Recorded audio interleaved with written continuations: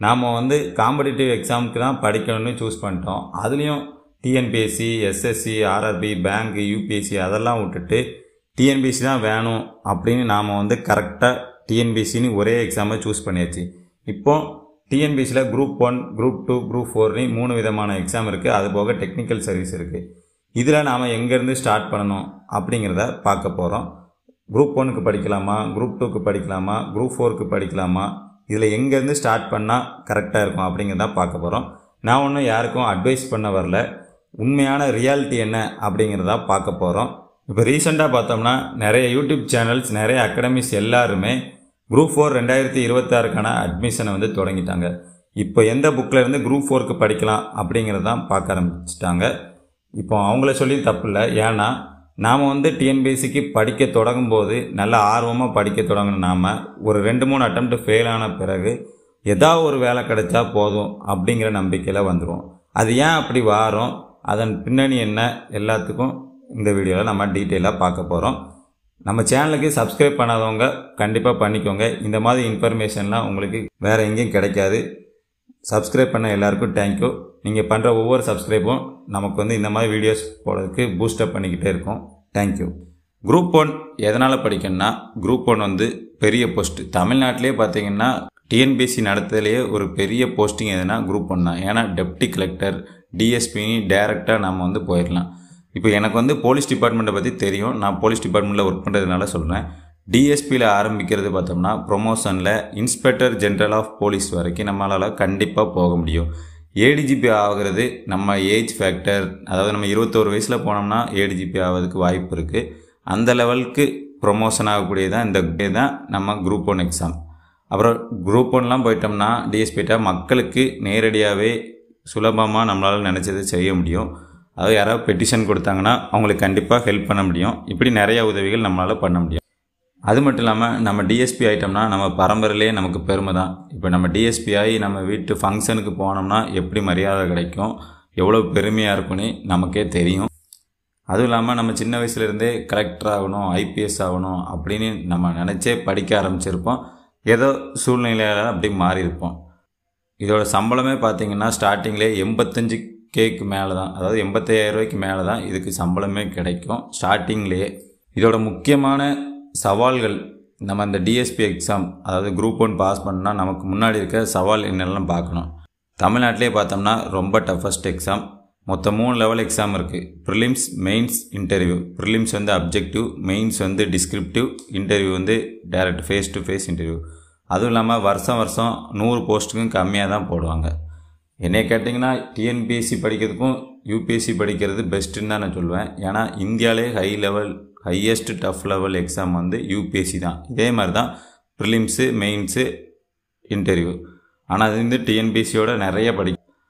இன்னொரு விஷயம் என்னென்னா, நாம் வந்து இந்த மாதிரி டஃபஸ்ட் எக்ஸாமுக்கெலாம் 1 இயர் வந்து ஃபுல் எஃபோர்ட் போட்டு படிச்சுட்டே இருந்தோன்னு வைங்களேன். TNPSC, group 2, group 4, SSC, railway, TET எதுனாலும் நமக்கு வந்து ஆட்டோமேட்டிக்காக கிளியர் ஆகிடும். அதாவது 1 இயர் பிளான் போட்டு 12 மணி நேரம் ஃபுல்லாக படிச்சுக்கிட்டே இருந்தோம்னா எல்லா எக்ஸாமும் நமக்கு வந்து கிளியர் ஆகிடும். நம்ம வந்து குரூப் 1 பாஸ் பண்ணுறோமோ இல்லை யூபிஎஸ்சி பாஸ் பண்ணுறோமோ இல்லையோ, கண்டிப்பாக இந்த மாதிரி சின்ன சின்ன எக்ஸாம்லாம் நம்ம தான் டாப்பராக இருப்போம். நீங்கள் யூபிஎஸ்சி படிச்சிங்கன்னா எஸ்எஸ்சியில் டாப்பர் இருக்கலாம். குரூப் 1 படித்தாலுமே எஸ்எஸ்சியில் டாப்பர் ஆக முடியும். இந்த வருஷம் டிஎன்பிஎஸ்சி குரூப் 2 எக்ஸாமை பொறுத்தவரை பார்த்தோம்னா கொஸ்டின் பேப்பரை வாசிக்கிறதுக்கே யாருக்குமே டைம் பத்தலை. ஏன்னா ஜென்ரல் நாலேஜ் எல்லாமே பார்த்தோம்னா 4 ஆப்ஷனை கொடுத்து அதில் எத்தனை கரெக்டுன்னு கேட்டிருக்காங்க. இதெல்லாம் பார்த்தோம்னா யூபிஎஸ்சியில் கேட்கக்கூடிய கொஸ்டின் மாடல் யூபிஎஸ்சியில் இதோட கொஞ்சம் கஷ்டமாக இருக்கும். அதில் குரூப் 2 லெவலுக்கு கேட்டிருக்காங்க. நான் வந்து ஆரம்ப காலத்துலேருந்தே சொல்லியிருக்கேன், யூபிஎஸ்சி படிச்சிங்கன்னா குரூப் 2லாம் ஆட்டோமேட்டிக்காக கிளியர் ஆகிருந்தேன். அது எத்தனை பேர் வந்து ஃபாலோ பண்ணிங்கன்னு தெரில. ஆனால் குரூப் 1ல் நிறைய பேர் ஃபாலோ பண்ணிவிட்டு நான் நிறைய ப்ரிலிம்ஸ் பாஸ் பண்ணிடுவேன் ப்ரோ அப்படின்னு நிறைய பேர் கமெண்ட் பண்ணியிருக்காங்க.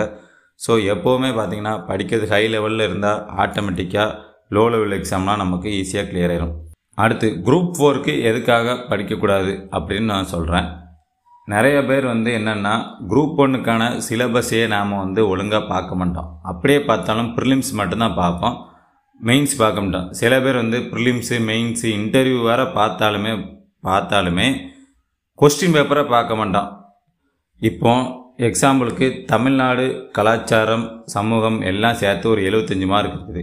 அதில் வந்து தமிழ் ஸ்கூல் புக்கில் இருந்து கேட்குறாங்க. ஃபார் எக்ஸாம்பிள் போன டைம் வந்து தமிழர்களோட இசைக்கலை கருவிகளை பற்றி ஒரு 15 மார்க் கொஸ்டின் கேட்டிருந்தாங்க.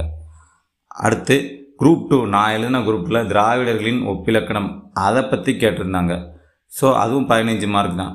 ஒவ்வொரு மார்க்குமே நம்ம வந்து பாஸ் பண்ணது ரொம்ப முக்கியம். இப்போ குரூப் 2லாம் நான் 1 மார்க் கம்மியாக எடுத்ததுனால எனக்கு வேலையே கிடைக்காம போயிருக்கும். ஸோ ஒவ்வொரு மார்க்கும் ரொம்ப முக்கியம். இதை மாதிரி ஈஸியாக நமக்கு கிடைக்கக்கூடிய சோர்ஸ்லேருந்தே நம்ம படிக்கலைன்னா நம்ம வந்து ஸ்டாண்டர்ட் ஆத்தர் படித்து அதெல்லாம் ரொம்ப டஃப் ஆயிரும். இங்கிலீஷ் மீடியம் ஸ்டூடெண்ட்ஸ் கூட இது வந்து நிறைய பேருக்கு தெரிய மாட்டேங்குது. ஏன்னா அவங்க தமிழே படிக்கிறது இல்லை. 6லேருந்து 12 வரை எல்லாருமே தமிழ் கண்டிப்பாக படித்து தான் ஆகணும். இங்கிலீஷ் மீடியம் ஸ்டூடெண்ட் இருந்தாலும் படித்து தான் ஆகணும். படித்தா தான் இந்த மாதிரி மெயின்ஸ்க்கும் நமக்கு ஈஸியாக இருக்கும். இல்லைனா நம்ம வந்து அவாய்ட் பண்ணணும், இல்லைனா தப்பாக எழுதி நமக்கு மார்க் வந்து கம்மியாகிறதுக்கு நிறைய வாய்ப்பு இருக்குது. குரூப் 4 எக்ஸாம் பொறுத்தவரை பார்த்திங்கன்னா எல்லா அகாடமியுமே பார்த்திங்கன்னா டைரெக்டாக ஒன்லைன் கொஸ்டினே தான் நடத்துவாங்க. இப்போ நானே ஒரு டெஸ்ட் பேட்ச் கண்டக்ட் பண்ணுறோம்னா போன வருஷம் எப்படி கொஸ்டின் கேட்டிருக்காங்களோ அதை பேஸ் பண்ணி தான் கொஸ்டின் எடுப்பேன். இந்த மாதிரி வித்தியாசமாக இப்படி கேட்பாங்கன்னு நான் நினச்சி கூட பார்க்க மாட்டேன். போன வருஷம் வர, அதாவது 2024 வரை குரூப் 2 வந்து கொஸ்டின் வந்து ஒன்லைனாக தான் இருந்துச்சு. அப்பப்போ அசர்ஷன் ரீசனாக இருக்குமே தவிர இந்த அளவுக்கு டஃப்பாக இல்லை. ஆனால் இந்த டைம் யாருமே எக்ஸ்பெக்ட் பண்ணல இந்த அளவுக்கு டஃப் இருக்குன்னு. ஸோ ஆரம்பத்திலே குரூப் 1 இல்லை அதுக்கு மேலே யூபிஎஸ்சி லெவலுக்கு படிச்சிட்டோம்னா இதெல்லாம் நமக்கு டைம் மேனேஜ்மெண்ட் பண்ணுறதுக்கு ரொம்ப ரொம்ப ஈஸியாக இருக்கும். அதாவது 10 கிலோமீட்டர் டெய்லி ஓடி ப்ராக்டிஸ் பண்ணுறவனுக்கு எஸ்ஏ எக்ஸாம்லாம் 1.5 கிலோமீட்டர் ஓடுறது ஒரு பெருசே கிடையாது. எப்போவுமே நம்ம கஷ்டப்பட்டு கடல் அளவு படித்தாச்சுன்னா இதெல்லாம் நமக்கு சிம்பிளாக கிளியர் பண்ண முடியும். அதுதான் உண்மை. டைம் மேனேஜ்மெண்ட்டுக்கு உங்களுக்கு வந்து ரொம்ப ரொம்ப ஈஸியாக இருக்கும் எக்ஸாமுக்கு. அதாவது 3 மணி நேரம் டைமில் 2.25 மணி நேரத்துலேயே முடிச்சிடலாம். இந்த மாதிரி டஃப்பான எக்ஸாமுக்கெலாம் படித்தோம்னா மேக்ஸில் நான் இதுக்கு தான் சொன்னேன் ஆர்எஸ் அகர்வால் புக்கு படிக்கணும்னு. அவங்க ஒரு ட்விஸ்ட் வச்சாலே நம்மளால் ஒழுங்காக அட்டன் பண்ண முடியல.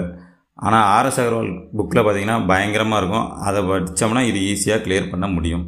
குரூப் 4ல் இன்னொரு மேஜர் மைனஸ் பாயிண்ட் என்னென்னா டிஸ்கிரிப்டிவ் டைப் வந்து நம்மளால் அட்டன் பண்ணவே முடியாது. நீங்கள் ஜாபுக்கு போன எல்லாத்தையுமே கேட்டு பாருங்கள், 90% பேர் நான் வந்து குரூப் 2க்கு படிச்சுட்டு இருக்கேன்னு தான் சொல்லுவாங்க. குரூப் 4ல் இருந்துமே குரூப் 2க்கு படிச்சுட்டு தான் இருக்காங்க. இதிலேருந்து என்ன தெரியுதுன்னா நம்ம வேலைக்கு போனாலுமே நம்ம அடையக்கூடிய ஆசை வந்து இன்னும் மேலே இருக்குன்னு வேலை பார்த்துட்டு இருக்கவங்கள்ட்ட கேட்டால் தெரியும். ஸோ குரூப் 1 கிளியர் பண்ணுறது தான் எல்லாரோட டார்கெட்டாக இருக்கும். நீங்களும் குரூப் 1க்கு ஆரம்பத்திலே படிக்க ஆரம்பிங்க. இன்னொன்று சொல்கிறேன், எப்படியும் கண்டிப்பாக அடுத்த வருஷம் மே மாதம் வரை எக்ஸாம் நடக்க போகிறது இல்லை. ஏன்னா எலெக்ஷன் வருது கண்டிப்பாக நடக்க போகிறது இல்லை. இப்போவே கால்குலேட் பண்ணிங்கன்னா நவம்பர், டிசம்பர், ஜனவரி, பிப்ரவரி, மார்ச், ஏப்ரல், மே 7 மாதம் இருக்குது. கிட்டத்தட்ட 200 நாள் இருக்குது. குரூப் 1க்கு இன்னிலேருந்து ப்ரிலிம்ஸ் ப்ளஸ் மெயின்ஸ் படித்தாலே 7 மாதம் தாராளமாக போதும். ஜென்ரல், அதாவது குரூப் 1க்கு படிக்கும்போது தமிழ் புக்கும் சேர்த்து படிக்கணும், சயின்ஸும் சேர்த்து படிக்கணும். இப்படி எல்லாமே சேர்த்து படிக்கும்போது குரூப் 4ல் ஆட்டோமேட்டிக்காக உங்களுக்கு ஒரு ஜாப் கிடச்சிரும். இல்லைனா குரூப் 2லேயே ஜாப் கிடச்சிரும். இந்த ரெண்டுலேயுமே ஜாப் வாங்கிறதுக்கு நிறையாவே வாய்ப்பு இருக்குது. அதாவது தமிழ் மட்டும் எக்ஸ்ட்ரா இப்போ சிலபஸில் இருக்க நிறைய புக்ஸ் இருக்குல்ல, அதையும் சேர்த்து படித்து தான் ஆகணும், வேறு வழி இல்லை. இப்போவே படித்தோம்னா ஒரு நாளைக்கு 3 மணி நேரம், தமிழ் வந்து 1 மணி நேரம் 1.5 மணி நேரம் படித்தாலே போதும். 200 நாள் போக போக நம்ம டைம் இன்க்ரீஸ் பண்ணி படிச்சுக்கிட்டு போயிட்டே இருக்கலாம். தேவையில்லாமல் இப்போவே குரூப் 4க்கு மட்டும் படிக்காதீங்க. எனக்கு வேலை கிடைச்சா போதும் அப்படிங்கிற ஒரு எண்ணத்தில் இப்போ இருக்காதீங்க. கண்டிப்பாக ஹை லெவல் எக்ஸாம் படிக்கும்போது இந்த குரூப் 4 உங்களுக்கு ஜாப் உங்களுக்கு தேடி வரும். அப்புறம் நீங்கள் குரூப் 2 ப்ரிலிம்ஸ் பாஸ் பண்ணிட்டீங்கனாலும் மெயின்ஸுக்கு தனியாக அடுத்து ஒரு அகாடமி போக வேண்டியது இருக்கும். ஸோ இதெல்லாம் பார்த்திங்கன்னா உங்களுக்கு பெரிய லாஸ் தான் பின்னாடி. இப்போவே இந்த 7 மாதத்தை உருப்படியாக ஒழுங்காக படித்தோம்னா அந்த மாதிரி எஃபர்ட்லாம் அப்போ தவிர்க்க வேண்டும். இப்போ ஒரு எக்ஸாம்பிளுக்கு சொல்கிறேன், நீங்கள் குரூப் 1 ப்ரிலிம்ஸு ஜூனில் பாஸ் ஆயிடுவீங்க, ஜூலையில் குரூப் 4ல் பாஸ் பண்ணிடுவீங்க. அடுத்து குரூப் 2ன்னு ஒரு எக்ஸாம் இருக்குது. அது எப்போ வரும்?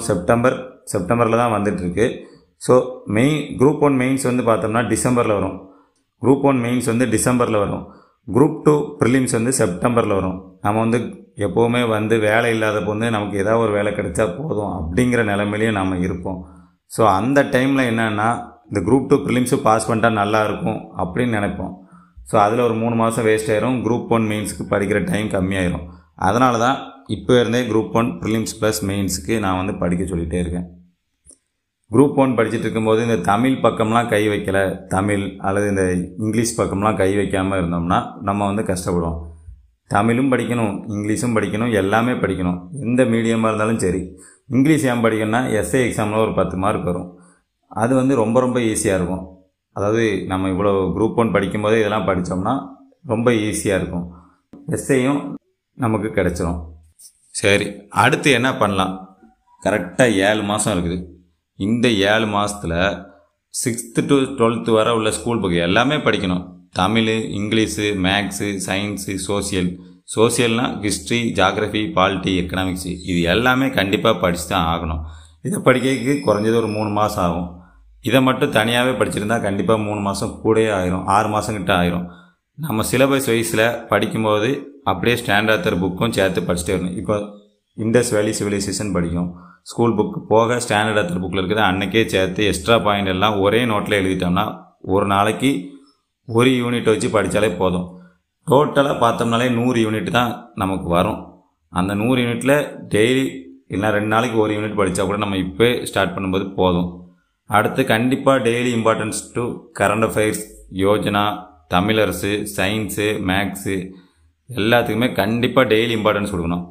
இதெல்லாம் பார்த்தோம்னா நமக்கு வந்து தனியாக இவ்வளோ படிக்கணுமா அப்படின்னு தோணும். ஆனால் இதெல்லாம் சின்ன சின்னது தான், நமக்கு வந்து எக்ஸ்ட்ரா மார்க் பூஸ்டப் பண்ணோம். சயின்ஸ்லாம் படிக்கவே மாட்டோம். ஆனால் பார்த்திங்கன்னா இந்த டைம் குரூப் 1 ரொம்ப ஈஸியாக சயின்ஸ் கேட்டிருந்தாங்க. 15 மார்க்கில் ஒரு 10 மார்க் போடுற மாதிரி கேட்டிருந்தாங்க. ஸோ மற்றவங்கெல்லாம் இந்த சயின்ஸில் குறையும் போது நாம் வந்து இதில் எக்ஸ்ட்ரா மார்க் எடுத்து அவங்களுக்கெல்லாம் முன்னாடி வந்துடும்.